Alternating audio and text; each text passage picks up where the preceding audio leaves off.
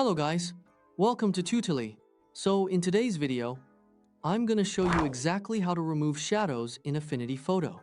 This is especially useful when you're working with portraits, indoor photos, product shots, or outdoor images where strong lighting has created dark areas that hide important detail. We'll start right inside Affinity Photo with the image you want to fix open. The goal is to lift heavy shadows while keeping the picture natural and preserving highlight detail. Instead of simply making the entire image brighter, we're going to target the darker areas more carefully so the photo keeps its depth and doesn't end up looking flat or overexposed. To do that non-destructively, head to the top menu and choose the option for a new live filter layer. You'll see it listed under the pixel menu. Live filters sit above your layer like transparent adjustment layers, so you can revisit the settings at any time without damaging the original photo. This is a great workflow because if you change your mind later, you don't have to undo your entire edit or start again from the original image. From the live filter list, move to the lighting category and select Shadows Highlights.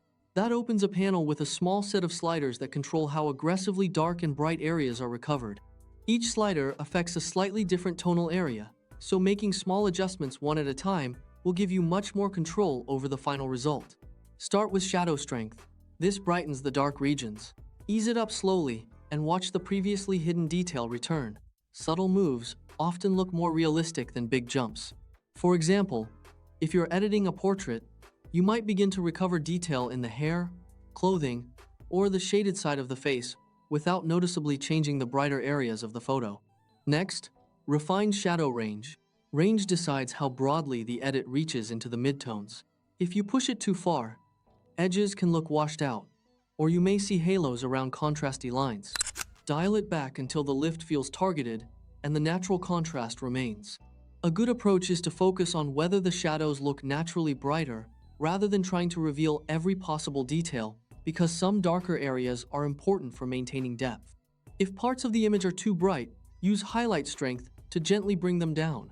This helps balance the scene so the lifted shadows don't make highlights seem overpowering. This can be particularly useful in photos with bright windows, reflective surfaces, light-colored clothing, or strong sunlight where you want to recover a little more information in the brightest areas. Then adjust highlights range to define which bright tones are affected. Narrower ranges protect the brightest speculars. Wider ranges smooth out larger bright areas like skies or walls. For example, if the sky looks slightly too intense after lifting the shadows, a broader highlight adjustment can help bring the overall scene back into balance while keeping the image looking natural. Take a moment to watch the live preview and zoom in to 100% while you fine-tune. Look at transition areas like along faces, fabric folds, or building edges to be sure textures still look intact. Pay particular attention to high contrast boundaries because that's where aggressive shadow recovery can sometimes create halos, softness, or an unnatural HDR-style appearance. Toggling the live filter on and off can also help you compare the edited version with the original and make sure the improvement still feels believable.